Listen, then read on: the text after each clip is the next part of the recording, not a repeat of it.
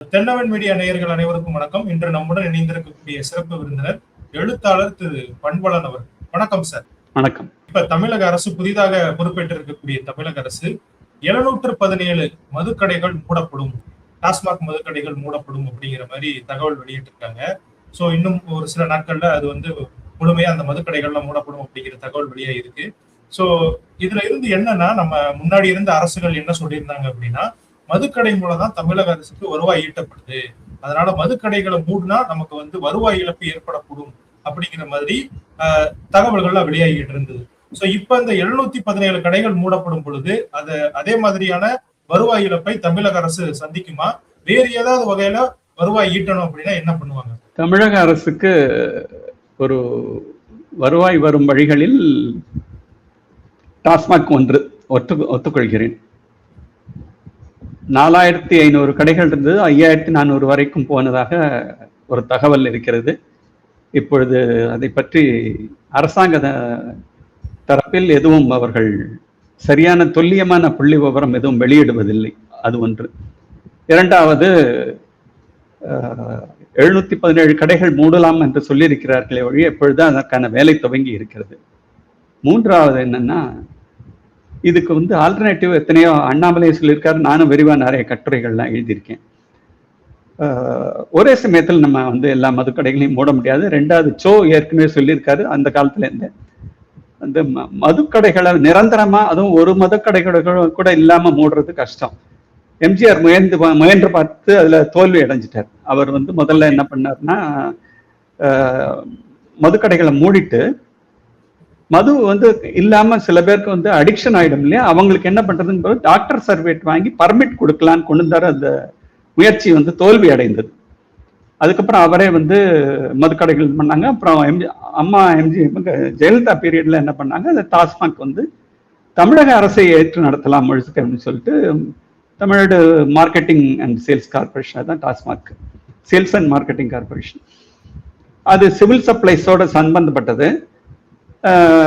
உங்களுக்கு ஏற்கனவே திரு பிடிஆர் பழனிவேல் தியாகராஜன் போன அரசுல நிதியமைச்சராக இருக்கிறவர் அவர் என்ன சொன்னார்னா, அரசுக்கு வர வேண்டிய நிதி முழுமையா சேரல டாஸ்மாக் மூலமா, எவ்வளவு வரணுமோ அதுல பாதி தான் சேருதுன்னு சட்டசபையிலே அறிவிச்சிருக்காரு. அது அதிகாரப்பூர்வமானது. ஏன்னா அதுல நிதி இழப்பு இழப்புங்கிறத விட லீக்கேஜ் சொல்லலாம். ஏன்னா கவர்மெண்ட்டுக்கு வர வேண்டிய வருவாய் வேற எங்கேயோ போய்கிட்டு இருக்கு. அதுக்கு அதை பத்தி பேசணும்னா ஒரு மணி நேரம் பேசலாம். அதனால அதுக்கு மாற்றம் என்னென்ன செய்யலாம்னா, சேல்ஸ் டாக்ஸை ஒரு சிலதுக்கு நிறைய அந்த பெரிய ஹை வேல்யூ டிரான்சாக்ஷன்ஸ் கூட்டலாம். சேல்ஸ் டாக்ஸ்ங்கிறது நான் சொல்றது இது கிடையாது, ஜிஎஸ்டி கிடையாது.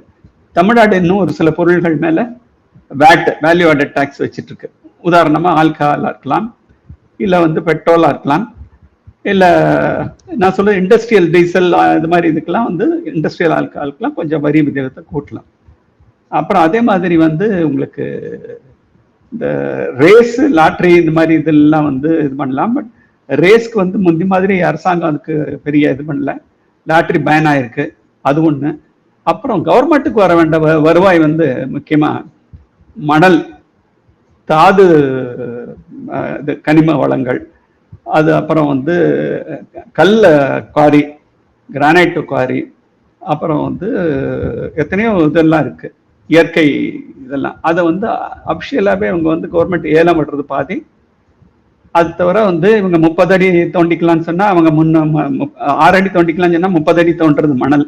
இந்த மாதிரி இதெல்லாம் நிறைய இழப்பு ஏற்படுது. இதெல்லாம் அரசாங்கம் சீர் செஞ்சாங்கன்னா இப்ப இருக்கிறத போல கிட்டத்தட்ட 3 மடங்கு 4 மடங்கு கூட வருமானம் வரும். 55,000 கோடி நமக்கு டாஸ்மாக்ல இருந்து வரதா சொல்லியிருக்காங்க.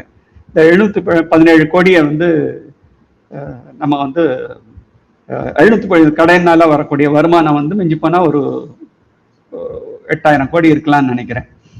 அதை ஈஸியா நம்ம மேக்கப் பண்றதுக்கு எத்தனையோ வழிமுறைகள் இருக்கு.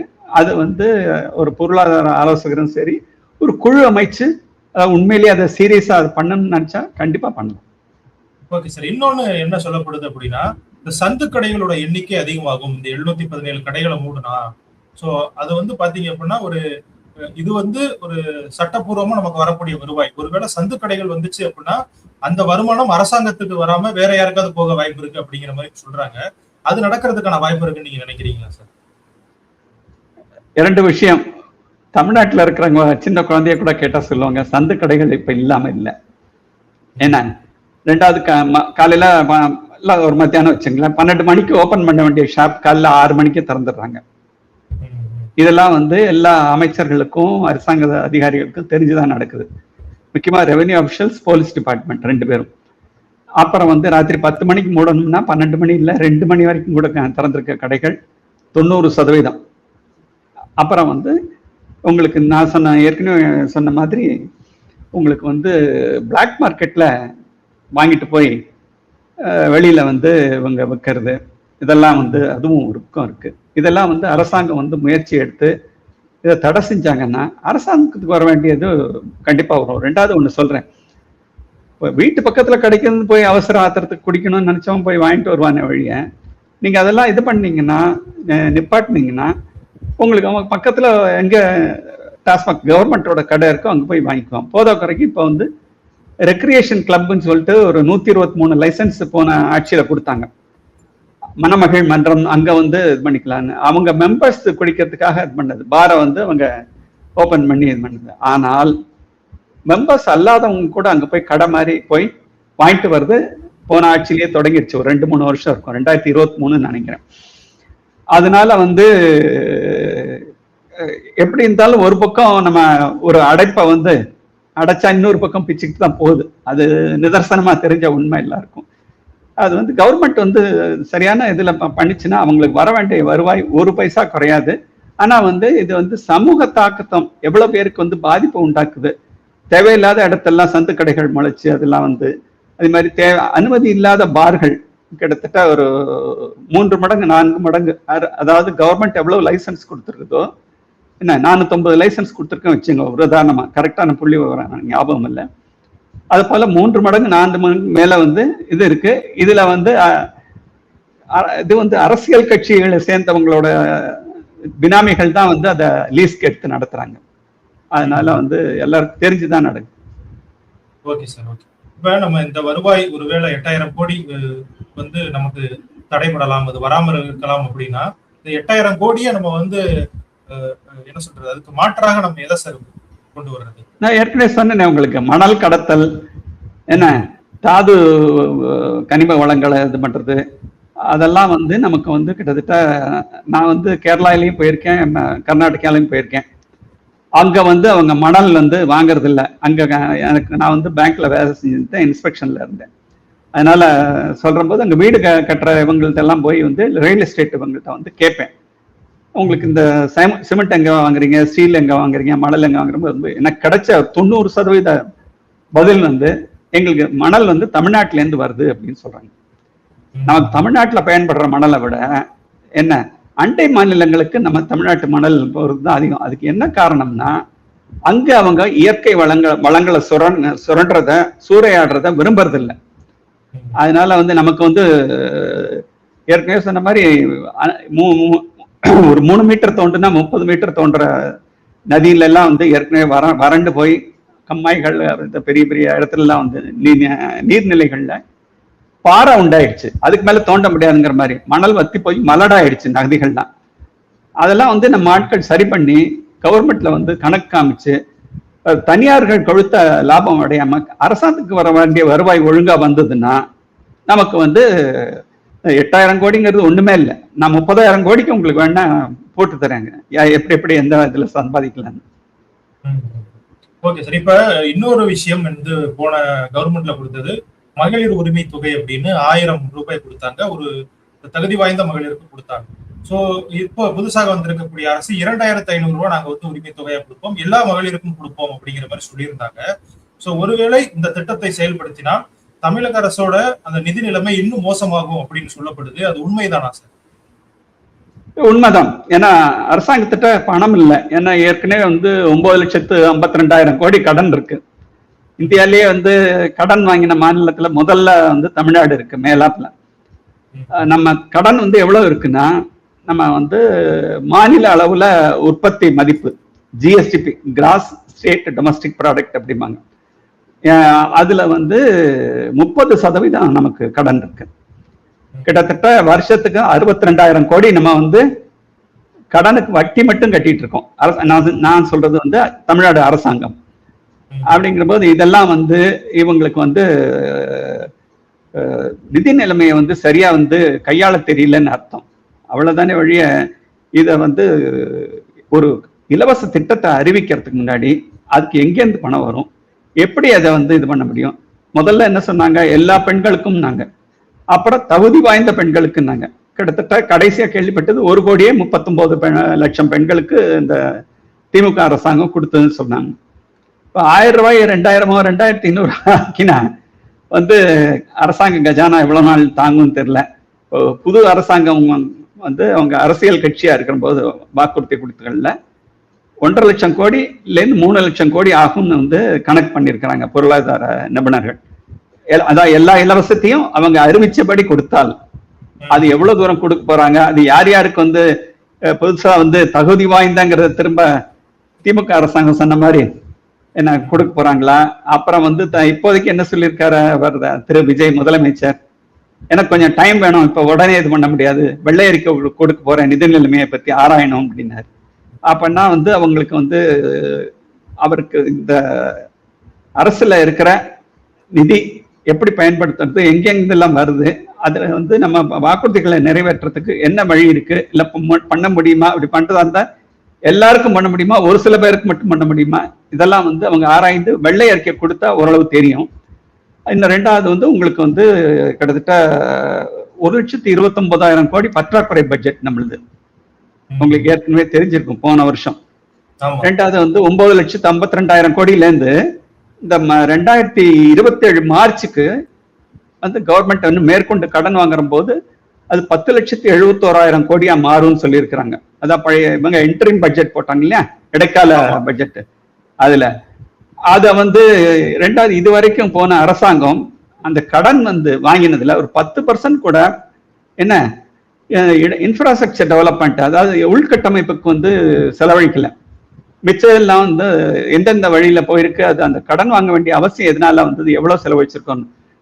60 வருஷத்துல வாங்கின கடனை விட இவங்க 5 வருஷத்துல 2 மடங்கு, அதாவது 200 மடங்கு 2 மடங்கு ஆக்கியிருக்காங்க. 200 மடங்கு மேலேயே வந்து 5 லட்சம் கோடி வாங்கியிருக்கிறாங்க. அதனால கடன் வாங்குறதுங்கிறது ஒரு சரியான இது இல்லை. அதுக்கு எத்தனையோ இது இருக்கு.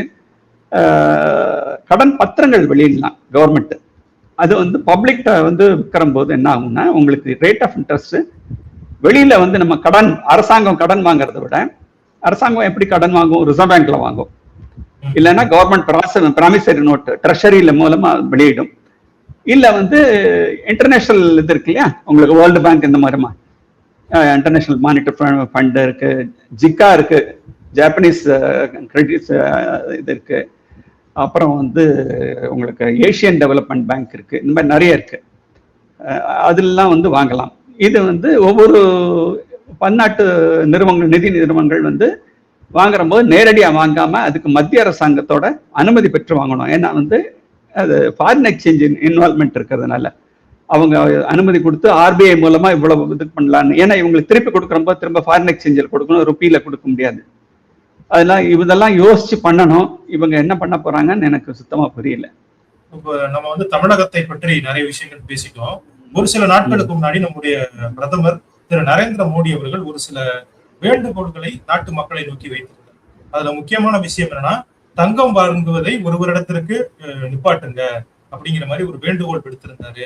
அதே மாதிரி பொது போக்குவரத்தை பயன்படுத்துங்க, உங்களுடைய பர்சனல் வாகனங்களை வந்து யூஸ் பண்றதை கம்மி பண்ணுங்க அப்படிங்கிற மாதிரி எல்லாம் சொல்லியிருந்தாரு. இதுக்கு பின்னாடி இருக்கக்கூடிய காரணங்கள் என்ன சார்? முதல்ல இந்த தங்கம் விஷயத்தை பேசிட்டு அதுக்கப்புறமா நம்ம இந்த போக்குவரத்து சம்பந்தமா போலாம் சார். முதல்ல தங்கத்தை ஏன் வாங்க வேண்டாம்னு மோடி அவர்கள் சொன்னாரு. 3 விஷயம் பேசணும். அதுக்கு கொஞ்சம் அதுக்கு புள்ளி விவரம் சொல்றதுக்கு எனக்கு நீங்க அனுமதி கொடுக்கணும். கண்டிப்பா சார். அது பிரதமர் என்ன சொன்னார்னா 3 முக்கியமான விஷயங்களை வலியுறுத்தினார். ஒண்ணு, நமக்கு ஒரு பக்கம் நம்ம வாங்குற இறக்குமதி பண்ற செலவுல வந்து 20% வந்து நமக்கு க்ரூட் ஆயில், கச்சா எண்ணெயில சுத்திகரிக்கப்படாத எண்ணெய்ன்னு சொல்றோம் இல்லையா, அதுல இருந்தா நமக்கு பெட்ரோல், டீசல், அது எரிவாயு, இது நிறைய வருது, நாப்தா, அது மாதிரி தான் அதெல்லாம் வருது. அது வாங்குறதுக்கு நமக்கு 20% சரியா போயிடுது. போன வருஷம் மட்டும் 176 பில்லியன், ஒரு பில்லியன்னா 100 கோடி US டாலர்ஸ். அது வந்து கிட்டத்தட்ட உங்களுக்கு 18 லட்சம் கோடி இந்தியன் இதுல. அது வந்து நமக்கு நம்ம ஆனுவல் பட்ஜெட்டே எவ்வளவு? 35 லட்சம் 40 லட்சம் கோடி தான் இந்தியாவில் வருடாந்திர பட்ஜெட். நான் சொல்றேன் மத்திய மந்திரி சபையில சொல்றேன். அதுல இதுக்கு போயிடுது. அப்புறம் வந்து 2 காரணத்தினால நமக்கு இப்போ தட்டுப்பாடு வந்திருக்கு. தட்டுப்பாடுங்கிறது நம்ம மக்கள்கிட்ட கொண்டு போய் இன்னும் சேர்க்கல, அரசாங்கமே அதை தாங்கிட்டு இருக்கு. நீங்க பார்த்துருப்பீங்க, சமூக வலைத்தளங்கள்லயும் சரி பொது இதுலயும் வருது. என்னன்னா இந்தியா வந்து கடந்த 4 வருஷமா வந்து வந்து எக்ஸைஸ் டியூட்டி ஒரு தடவை ஏத்தினாங்க, நான் 2 தடவை குறைச்சாங்க. அதே ஞாபகம் வச்சோம்னா இப்ப சமீபத்துல வந்து இது பெட்ரோல் மேல இருக்க சுங்கத்தீர்வை, அதான் இது வந்து எக்ஸைஸ் வந்து கஸ்டம்ஸ் எக்ஸைஸ் தப்பா சொல்றேன், அதை வந்து குறைச்சிட்டாங்க, 5% ஆக்கிட்டாங்க. டீசல் மேல இருக்கிற தீர்வை வந்து முழுமையா எடுத்துட்டாங்க. இது காரணம் என்னன்னா அரசாங்கம் வந்து மக்களுக்கு வந்து அந்த பாதிப்பு உண்டாகக்கூடாது. அரசாங்கமே இப்போ ஆயில் மார்க்கெட்டிங் கம்பெனி சொல்லக்கூடிய Indian oil corporation, Bharat petroleum, அவங்கெல்லாம் வந்து அது ப்ரொடெஸ்ட் பண்ணிட்டு இருக்காங்க. ஏன்னா அரசாங்கம் அவங்களுக்கு வந்து அதை காம்பன்சேட் பண்ணி ஆகணும். அது இன்னும் அது பண்ணலை. அது ஒரு பக்கம். இந்த ஹோர்மூஸ் ஜலசந்தின்னு சொல்றோம் இல்லையா, இந்த ஸ்ட்ரைட் ஆஃப் ஹோர்மூஸ்ங்கிறது ஈரான் கட்டுப்பாட்டில் இருக்கிற ஒரு இது. ஹார்மூஸ்ல இது ஹோர்மூஸ் சொல்லணும். அதுல வந்து நமக்கு இந்தியா மட்டும் இல்ல, உலக அளவுல வந்து 25% 30% ஆயில் இது வந்து மார்க்கெட்டிங் வந்து வாங்குற வெளிநாடுகளுக்கான ஏற்றுமதி ஆகக்கூடிய இது வந்து ஈரான் மட்டும் இல்ல, அங்க இருக்க மத்திய கிழக்கு நாடுகள் எல்லாம் நிறைய நாடுகள் வந்து அந்த ஜலசந்தி மூலமா தான் கப்பலை வெளியில அனுப்புறாங்க. ஸோ அது வந்து அவங்க தடைப்பட்டிருக்கிறதுனால, ஈரான் மேல பொருளாதார தடை விதிச்சதுனால அது நிறைய எல்லா நாடுகளும் சந்திக்கக்கூடிய பிரச்சனை. இன்னொரு 2வது என்னன்னா, போன வருஷம் 84 ரூபாய் இருந்த டாலர் இன்னைக்கு 94 ரூபாய் 96 வரைக்கும் போயிருக்கு. அது வந்து நமக்கு கிட்டத்தட்ட 13.6% நமக்கு வந்து நம்ம இறக்குமதி பில்லை வந்து அதிகமாக்கியிருக்கு. இதெல்லாம் வந்து நம்ம பொருளாதாரத்தை பாதிச்சிருக்கு. அது அந்நிய செலாவணி ஆகட்டும், நம்மளோட செலவாகட்டும். இப்ப நீங்க தங்கத்தை பத்தி கேட்டீங்க. தங்கம் வந்து ஒரு வருடத்துக்கு 750 கோடி டாலருக்கு நம்ம வெளிநாட்டில் இந்த டாலர் 750 பில்லியன் டாலருக்கு வெளிநாட்டுல இருந்து வாங்குறோம். அதுல 90% தங்கம் வந்து அரசாங்கம் வாங்கல, நம்ம தனிநபர்கள் வாங்கக்கூடிய ஆபரணங்களுக்கு அதுக்கு இறக்குமதி ஆகிற தங்கம் பயன்படுது. இது வந்து சொன்னா ஆச்சரியப்படுவீங்க, உலகத்திலேயே வந்து தனிநபர்கள்ட்ட இருக்கக்கூடிய தங்கம் வந்து இந்தியாவில தான் அதிகமா இருக்கு. எவ்வளவு? ஏதாவது ஒரு ஊகிக்க முடியுமா உங்களால? இல்ல சார், எனக்கு தெரியும். என்ன? ஆமா, இந்தியால இருக்கு. இது வந்து அரசாங்கத்தோட கட்டுப்பாட்டுல இல்லை. என்ன, அதனால வந்து தங்கம் வாங்குறத வந்து கொஞ்சம் அவர் என்ன சொன்னார்னா, ஒரு வருஷத்துக்கு வாங்காதீங்கன்னு சொல்லவே இல்லை. அது மீடியால வந்து ராங்கா ரிப்போர்ட் ஆயிருக்கு. அவர் என்ன சொன்னார்னா, நான் இங்கிலீஷ்லயும் படிச்சு பார்த்தேன். ஏன்னா ஸ்டாப் எக்ஸசிவ் பர்ச்சேஸ்ன்னு சொல்லியிருக்காரு. உங்களோட இதுக்கு தேவைக்கு அதிகமா வாங்காதீங்க. தேவைக்கு அதிகங்கிறது ஒவ்வொருவருக்கும் அது தேவையில்லை. ஒரு என்ன சொல்ல, ஒரு ரீசனபிளா ஒரு இதுக்குள்ள கட்டுக்கடங்கி வாங்கிக்கோங்க. இப்போ ஒரு நம்மளுக்கு ஒரு கல்யாணத்துக்கு ஒரு 20 சவரன் போடுறாங்க, அது வேற விஷயம். சும்மாவான எப்பெல்லாம் நமக்கு மனசு தோணுதோ, அந்த அக்ஷய திருத்தை மாதிரி எப்பமெல்லாம் தோணுதோ வந்து பணம் இருக்கிறதுங்கிற ஒரே காரணத்தை வச்சு போய் தங்கம் வாங்கிட்டு வந்து வீட்டுல அடுக்கி வைக்கிறது. அது வீட்டுக்குள்ள போடுறத விட வெளியில போனாலும் ஆபத்து இருக்கு. லாக்கர்ல சும்மா பூட்டி வச்சா அதனால யாருக்கும் பயன் கிடையாது, பேங்க் லாக்கர்ல வைக்கிறதுனால. அதெல்லாம் கொஞ்சம் நிறுத்தினா நல்லா இருக்கும்.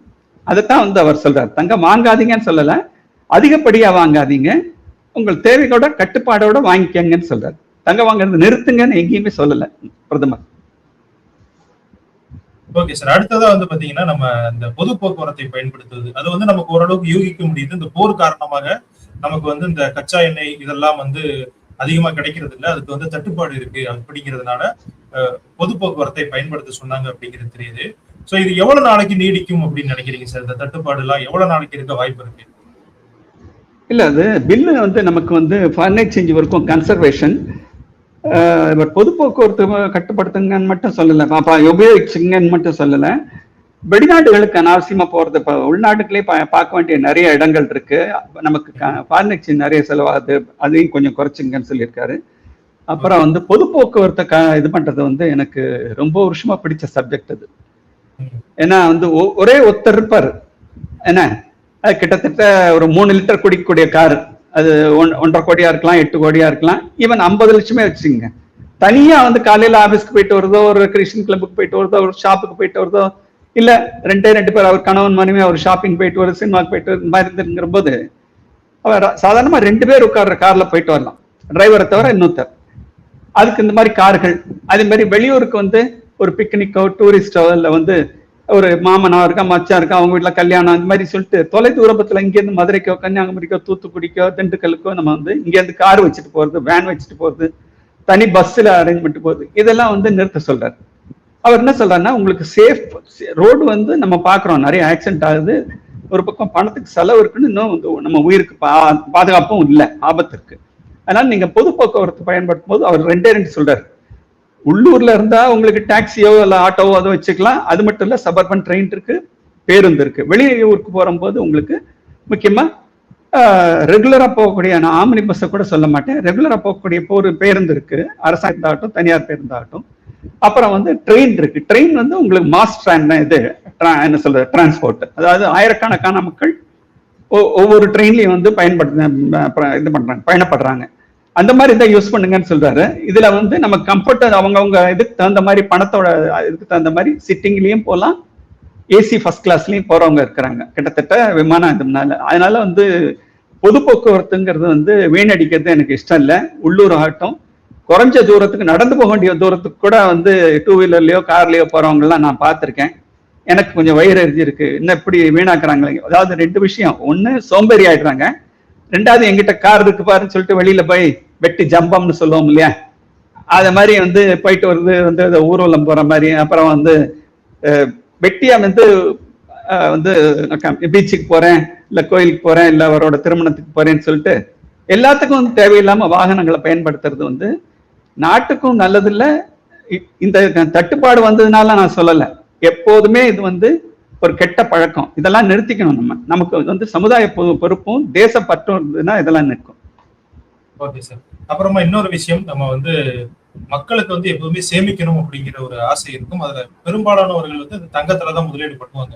ஒருவேளை இப்ப வந்து இந்த தங்கத்துல முதலீடு பண்ணக்கூடாது அப்படின்னு, பண்ண வேண்டாம், அதிகமாக பண்ணாதீங்க அப்படிங்கிற மாதிரி, எக்ஸசிவா பண்ணாதீங்க அப்படின்னு சொல்லிட்டு பிரதமர் அவர்கள் சொல்லியிருக்காங்கல்ல. இப்போ என் கையில ஒரு 1 லட்சம் ரூபாய் இருக்கு அப்படின்னா நான் அதை வந்து எதுல முதலீடு பண்ணா எனக்கு யூஸ்ஃபுல்லா இருக்கும் நீங்க நினைக்கிறீங்க சார்? அது மக்களுக்கு வந்து சேமிக்கிறதுக்கு ஒரு 4 வழி இருக்கு. முதல் வழி வந்து நீங்க சொல்ற மாதிரி தங்கம் வாங்கிறது. ஆனா முதல் வழி கிடையாது, அது கடைசி வழியா இருக்கணும். 2வது வந்து பேங்க்ல டெபாசிட் போட்டு வைக்கலாம். 3வது வந்து ரியல் எஸ்டேட். அதுவும் வந்து சும்மாவான சொத்து வாங்கி குவிக்கிறதுல வந்து ஒரு 50 வருஷமோ, 50 வருஷம் இல்லை, ஒரு 100-200 வருஷத்துக்கு அப்புறம் நிலம் கிடைக்காம போனீங்கன்னா என்ன பண்ணுவீங்க? நம்ம அடுக்கடுக்கு மாடியா வந்து 30 மாடி 40 மாடி கட்ட முடியுமா? 2வது வந்து விவசாய நிலம் சுருங்கிட்டே வருது ஒவ்வொரு வருஷமும். என்ன அது பார்க்குற போது 30 வருஷத்துக்கு இருந்த விவசாய பூமி, அதாவது நம்ம வேளாண்மை செய்த சாகுபடி செய்த பூமி இன்னைக்கு நம்மள்கிட்ட பாதி கூட இல்லை. அது வந்து ஒரு பக்கம் வந்து உற்பத்தி விளைச்சலை கூட்டுறோம்னு சொல்லிட்டு இதை குறைச்சிட்டாங்க. அதெல்லாம் வந்து உங்களுக்கு தொழிலுக்கும் வேற வீடு கட்டுறதுக்கோ இல்லை தொழிற்சாலை கட்டுறதுக்கோ இல்லை பள்ளிக்கூடம் ஆஸ்பத்திரி அப்புறம் கவர்மெண்ட் பில்டிங் கட்டுறதுக்கு இப்படி போயிடுச்சு. அதனால வந்து நிலத்துல வந்து இன்வெஸ்ட் பண்றது ரியல் எஸ்டேட்ல வந்து நான் அது கூடுமான வரைக்கும் இன்னும் இப்போ இருக்கிறதுல ஒரு 50 கூட இல்லை, ஒரு 30% குறைச்சா நல்லது. அப்புறம் வந்து மியூச்சுவல் ஃபண்ட்ல போடலாம். மியூச்சுவல் ஃபண்ட்ல போட்டிங்கன்னா ஒரே ஸ்கீம்ல போடாம வெவ்வேறு இடத்துல பிரிச்சு போடுங்க. அது உங்களுக்கு சாதாரணமா பேங்க் வட்டியை விட 2 மடங்கு ஆதாயம் கொடுக்கும். உங்களுக்கு பேங்க் வட்டி சராசரியா ஒரு 7லேருந்து 8 வந்துன்னு வச்சுங்க. எனக்கு தெரிஞ்சு நல்ல ஒரு மியூச்சுவல் ஃபண்ட்லாம் 23% வாங்க வரைக்கும் ஒரு வருஷத்துக்கு வர இன்கம் இருக்கிறது இருக்கு. சேஃப். 2வது இங்க கையில எதையும் சுமக்க வேண்டாம், தங்கம் மாதிரி. என்ன வந்து எலக்ட்ரானிக் ஃபார்ம்ல இருக்கிறதுனால வாங்கிறது விற்கிறது எல்லாம் வந்து உங்களுக்கு மார்க்கெட்ல வந்து கவர்மெண்ட் செபி கண்ட்ரோல்ல இருக்கிற மார்க்கெட்ல எல்லாம் பண்ண முடியும். அது பேங்க்ல வச்சு லோன் வாங்கலாம். அப்புறம் நம்ம மொத்தமா இன்வெஸ்ட் பண்ணி, நீங்க சொன்ன மாதிரி 1 லட்சத்தை இன்வெஸ்ட் பண்ணி வாங்க முடியலன்னு வச்சுங்க, என்கிட்ட அவ்வளவு பணம் இல்லை, அப்ப மாசம் மாசம் 1000 ரெக்கரிங் டெபாசிட் மாதிரி போட்டு என்ன சிஸ்டமேட்டிக் இன்வெஸ்ட்மெண்ட் பிளான் இருக்கு. இந்த மாதிரி கூட நீங்க மியூச்சுவல் ஃபண்ட்ல இது பண்ணலாம். அப்புறம் வந்து உங்களுக்கு மியூச்சுவல் ஃபண்ட்ல விற்கிற போது ஒரு வருஷம் தாண்டினதுக்கு அப்புறம் நான் சொல்றேன், உங்களுக்கு வந்து லாங் டேர்ம் கேபிட்டல் கெயின்ஸ் வந்து 1,25,000 ரூபாய் வரைக்கும், அதாவது நீங்க லாங் டேர்ம் கேபிட்டல் கெயின்ஸ்ங்கிறது நீங்க வாங்கினதுக்கும் விற்கிறதுக்கும் உண்டான இடைப்பட்ட விலை வித்தியாசம். நீங்க 1 லட்சத்துக்கு வாங்கி ஒரு 1.5 லட்சத்துக்கோ 2 லட்சத்துக்கோ விற்கிறீங்கன்னு வச்சுங்க, ஒரு வருஷத்துக்கு ஒரே பொருளா இருக்கலாம், 2 வெவ்வேறு இடத்துல நீங்க மியூச்சுவல் ஃபண்டோ இல்லை இதுவோ கேபிட்டல் மார்க்கெட்ல ஷேர்ஸோ வாங்கியிருந்தீங்கன்னா கூட 1,25,000 வரைக்கும் உங்களுக்கு வருமான வரி கிடையாது. ஸோ இதெல்லாம் வந்து அவங்க வந்து யோசிக்கலாம். அப்புறம் பழங்காலத்துல வந்து ஒரு 2-3 வருஷத்துக்கு முன்னாடி வரைக்கும் சவரன் gold bond reserve bank of India issue பண்ணாங்க. அது வந்து 8 வருஷம் வரைக்கும் நீங்க அதுல இன்வெஸ்ட் பண்ணீங்கன்னா 5 வருஷத்துக்கு அப்புறம் எடுத்துக்கலாம். அதுக்கு long term capital gains tax கிடையாது. 2.5% இது வந்து வருடாந்திர வட்டி கொடுத்துருந்தாங்க. ரெண்டாவது வந்து வீட்டுல வச்சிருந்தா திருடன் எடுத்துட்டு போயிடுவானோ, நம்ம அடிச்சு போட்டு போயிடுவானோ, எங்க வச்சோம் தெரியலையா அப்படின்னு சில பேருக்கு ஒரு அற்ப ஆசை. அதுவும் நம்ம பெண்களுக்கு உண்டு, தப்பா நினைச்சுக்காதீங்க இந்த மாதிரி சொல்றதுக்கு. அப்பப்போ அந்த தங்கத்தை எடுத்து இப்படி பார்க்கறதுக்கு அவங்களுக்கு ஒரு மனசு திருப்தி. அதே மாதிரி நகையா வாங்கினாலும் அப்பப்போ போட்டு பார்த்துட்டு கழட்டி உள்ள வச்சிருவாங்க. ஏன்னா அதனால இதெல்லாம் வந்து நான் வந்து விரும்புறது இல்லை. அதனால நமக்கு முதலீடு பண்றதுக்கு எத்தனையோ வழிமுறைகள் இருக்கு. இன்னும் கேட்டீங்கன்னா உங்களுக்கு ஒரு பெரிய கட்டுரை அனுப்புறேன், மியூச்சுவல் ஃபண்ட்ல எப்படி பண்ணணும், என்ன வந்து ஷேர்ஸ்ல இன்வெஸ்ட் பண்ணோம்னா அதுல எடுத்துக்க வேண்டிய முன்னெச்சரிக்கைகள் என்ன, எப்படி பண்ணா உங்களுக்கு லாபம் வரும். அதே சமயம் உங்க எப்போதுமே சொல்லுவேன்னா, நீங்க வந்து வட்டி வந்து வராம போனாலும் பரவாயில்ல, 0 இருந்தாலும் பரவாயில்ல, உங்கள் முதல் வந்து இழக்கக்கூடாது. பிரின்சிபல் அமௌண்ட் அது நம்ம வந்து இழக்கவே கூடாது. தாயை கூட இதை குட்டியை கூட எழுந்துடலாம், தாயை இழக்கக்கூடாது, அதுதான் சொல்லுவாங்க. அதனால வந்து எல்லாத்துக்கும் வழிமுறை இருக்கு. ஒண்ணு, சரியான மனிதர்கள்ட்ட ஆலோசனை கேட்கணும். ரெண்டாவது வந்து நான் சொல்லுவேன் எப்போதும், நீங்க 4 பேர்ட்டு கேட்டா பரவாயில்ல, 40 பேர்ட்ட போய் ஆலோசனை கேட்கக்கூடாது. அதே மாதிரி யார் என்ன சொன்னாலும் இறுதி முடிவு உங்க கையில் இருக்கணும். அதுக்கு உங்களுக்கு ஒரு சில அறிவையும் வளர்த்துக்கணும், அனுபவங்கள்ட்ட இருக்கிறவங்கள்ட்டையும் கேட்டு பட்ட அறிவையும் நீங்க வந்து கேட்டு தெரிஞ்சுக்கணும். அது கண்டிப்பா பண்ணலாம். தங்கம் பத்தி கேட்டீங்க, அது முக்கியமான விஷயம் சொல்ல மறந்து போயிட்டேன். போன வருஷம் வரைக்கும் 58 பில்லியன் டாலர்ஸ்க்கு வந்து இறக்குமதி பண்ணியிருக்கோம் தங்கம். இந்த வருஷம் 72 பில்லியன் டாலர்ஸ் ஆயிடுச்சு. அது கொஞ்சம் 24% உயர்ந்திருக்கு இறக்குமதி தங்கம். அதையும் வந்து கணக்குல நம்ம வச்சுக்கிட்டோம். இதெல்லாம் வந்து என்ன சொல்றது, நல்ல அலசி ஆராய்ஞ்சுதான் வந்து பிரதமர் வந்து நமக்கு நல்ல வேண்டுகோள் வச்சிருக்காரு. இதை வந்து அறிவுரைன்னு எடுத்துக்காம வேண்டுகோள்னு எடுத்துக்கணும். ஏன்னா கவர்மெண்ட் இதுக்கு ஒன்றும் எக்ஸிக்யூட்டிவ் ஆர்டரோ அதுவும் போடலை. ஒரு தனிப்பட்ட முறையில ஒரு தகப்பன் வந்து பிள்ளைகிட்ட சொல்ற மாதிரி கேட்டிருக்காரு, வேண்டுகோள் தான். அதனால வந்து திருச்சி பேச வேண்டாம், பாசிட்டிவா எடுத்துக்கலாம். ஓகே சார், எங்களோட இணைந்து நிறைய விஷயங்கள் பகிர்ந்துக்கிட்டீங்க. உங்களுடைய நேரத்திற்கு மிக்க நன்றி. இன்னும் வர இருக்கிற நாட்கள்ல நம்ம இந்த எஸ்ஐபி குறித்தும் மியூச்சுவல் ஃபண்ட்ஸ் குறித்தும் நிறைய விஷயங்களை நீங்க நம்ம ஆடியன்ஸ்க்கு பகிர்ந்துக்கணும் அப்படின்னு கேட்டுக்கிறோம். ரொம்ப நன்றி சார். மிக்க மகிழ்ச்சி, நன்றி.